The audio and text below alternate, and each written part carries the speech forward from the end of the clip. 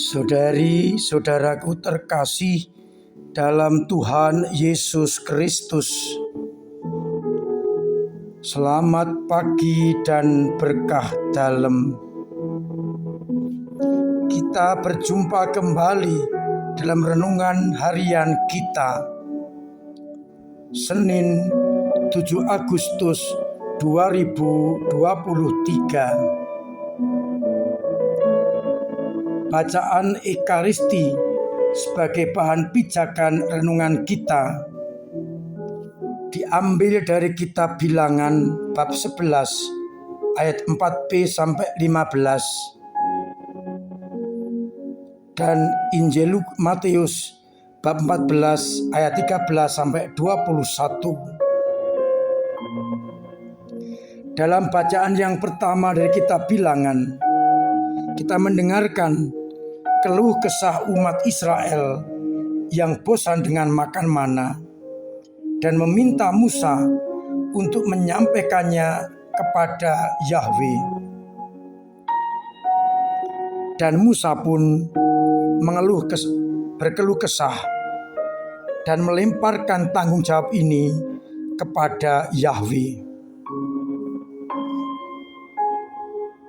Sedangkan dari bacaan Injil, kita mendengar pergandaan 5 roti dan 2 ikan versi Matius. Digambarkan Yesus yang mau bertolak ke tempat yang sunyi. Namun ternyata ia melihat orang banyak yang mencarinya. Ia mulai mengajar dan kemudian mengadakan mukjizat, penyembuhan orang. Dan ketika menjelang malam, para murid meminta kepada Yesus agar orang-orang disuruh pulang agar tidak kelaparan dan bisa mencari makan di desa-desa sekitar. Yesus menegaskan, kalian yang mencari makan, yang tersedia hanya 5 roti dan 2 ikan. Meskipun demikian, setelah mengucap berkat dan roti dibagi-bagi, sisa makanan 12 bakul penuh. Yang makan sekitar 5.000 orang laki-laki, tidak termasuk perempuan dan anak-anak. Saudari-saudaraku terkasih dalam Kristus, banyak hal yang bisa kita renungkan dari kedua bacaan ini. Mari kita bersama-sama melihat dan merenungkannya. Pertama, kita melihat sikap baik Musa maupun para murid yang melemparkan tanggung jawab. Ketika Musa mendapat keluh kesah dari orang Israel yang bosan makan mana dan minta daging, Musa melemparkan tanggung jawab itu kepada Yahwe.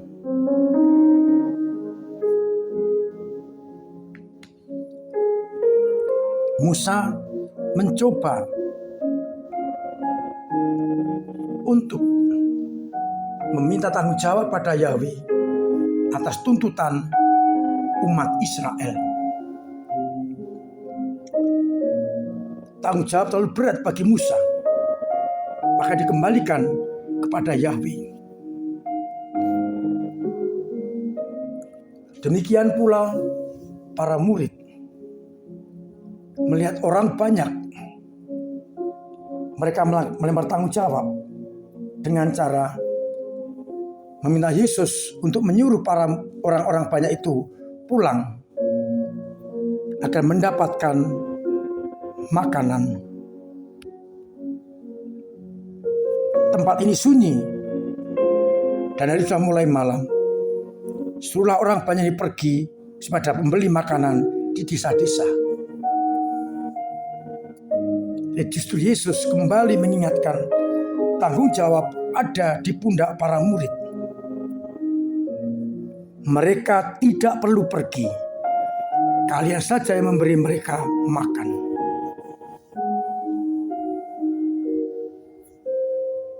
Yesus ingin menguji para muridnya.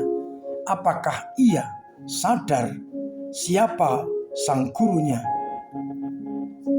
Tanggung jawab bukan dilempar kepada orang lain, tapi harus kita pikul bersama dengan sang guru kita.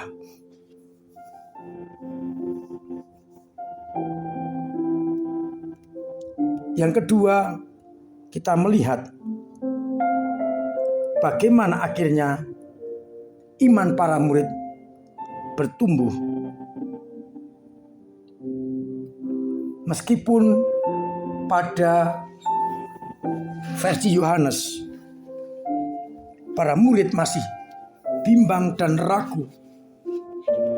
Tetapi apalah artinya 5 roti dan 2 ikan untuk sebanyak orang ini? Bentuk ketidakpercayaan, keraguan-raguan akan Yesus sang gurunya.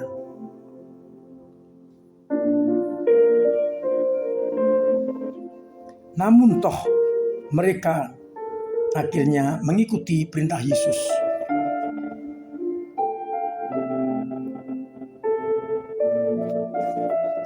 Mereka percaya kepada Yesus dan mereka juga diminta untuk ambil bagian dalam pergandaan roti.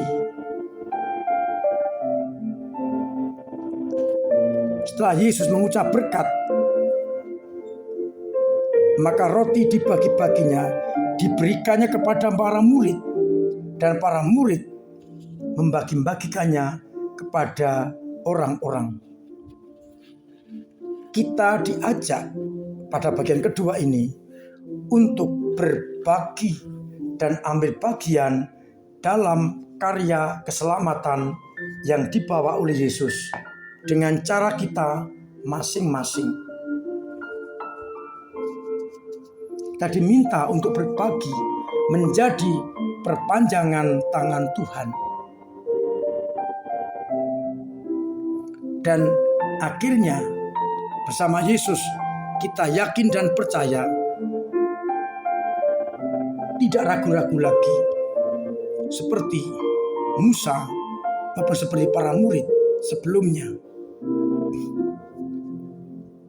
Kita yakini bersama dengan Allah sang kekuatan kita tidak perlu mundur, namun tetap terus berbagi dan berbagi.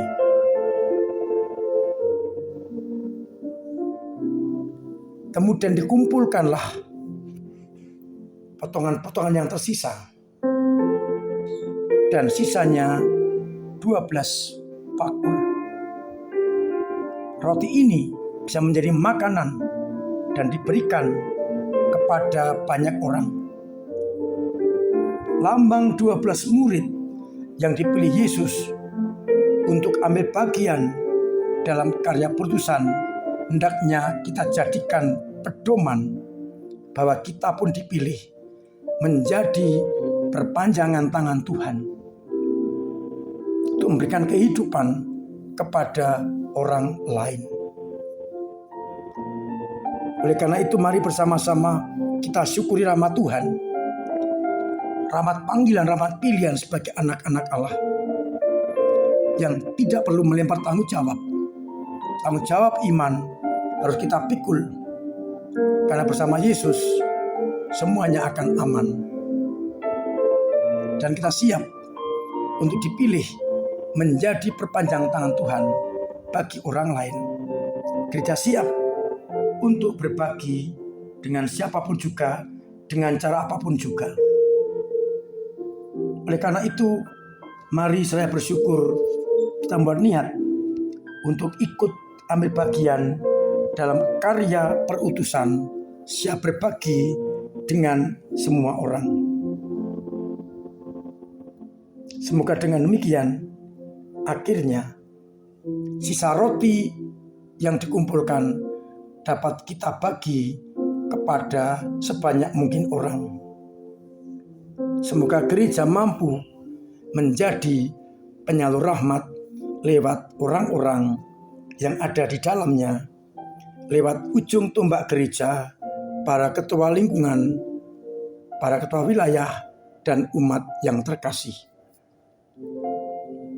Tuhan memberkati kita sekalian. Amin. Marilah kita berdoa. Bapa yang penuh kasih, kami bersyukur karena Engkau senantiasa menjaga kami, menjaga dari segala hal, termasuk menjaga dari segala kelaparan, lapar akan sabda-sabdamu. Semoga kami Kau mampukan untuk selalu berbagi dengan sesama, sehingga banyak orang mengalami cinta kasih-Mu. Semoga sisa roti yang ada terus kami bagi untuk banyak orang, sehingga semua orang mengalami kasih karunia-Mu. Biarlah akhirnya banyak orang yang bertobat, beriman kepadamu, dan diselamatkan. Mampukanlah kami untuk terus berbagi dan berbagi. Semoga umat-Mu yang sakit Engkau sembuhkan, yang punya beban berat Engkau ringankan, yang punya persoalan Engkau urai agar bisa teratasi, dan yang kesulitan ekonomi Engkau bantu lewat sesamanya, agar akhirnya banyak orang tetap setia pada iman yang dipilih.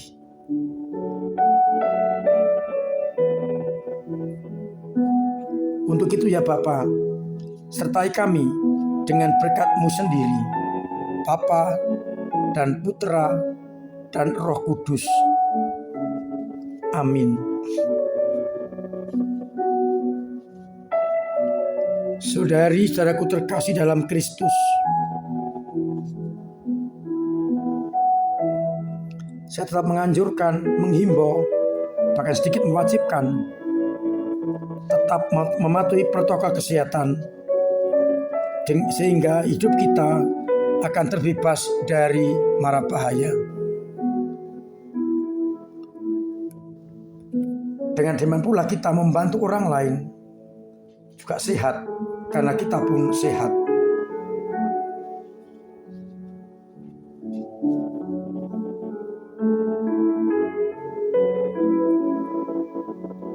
Saya mengucap terima kasih kepada semua pihak yang terus terlibat untuk perkembangan gereja dengan cara masing-masing, dengan doa, tenaga, dan dana.